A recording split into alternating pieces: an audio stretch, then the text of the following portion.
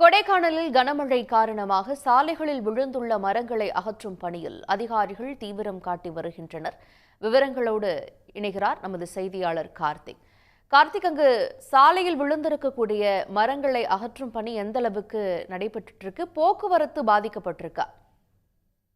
நிச்சயமா. அதாவது தமிழகம் முழுக்கவே தென்மேற்கு பருவமழை தற்போது தீவிரம் காட்டி வரக்கூடிய நிலையில் கொடைக்கானலை பொறுத்தவரையில் நேற்று நள்ளிரவு முதல் தொடர்ந்து கொடைக்கானல் மலைப்பகுதி முழுவதுமாகவே பலத்த காற்றுடன் கூடிய கனமழை தற்போது வரை பெய்து வருகிறது. இதனால் கொடைக்கானலில் பல்வேறு இடங்களில் இந்த மரங்கள் முறிந்து விழுந்திருப்பது பார்க்க முடிகிறது. குறிப்பாக இந்த கொடைக்கானலிலிருந்து மேல்மலை கிராமங்கள் கிட்டத்தட்ட ஒரு 30க்கும் மேற்பட்ட கிராமங்களுக்கு செல்லக்கூடிய இந்த பிரதான சாலையில் தான் இந்த ராட்சச மரங்கள் விழுந்திருக்கிறது. இந்த ராட்சச மரங்களை அகற்றுவதற்காக தற்போது வருவாய் துறையினர், தீயணைப்பு படை வீரர்கள் உள்ளிட்ட பல்வேறு துறையினர் அங்கு அந்த ராட்சச மரங்களை எடுக்கக்கூடிய முயற்சியில் ஈடுபட்டு வருகிறார்கள்.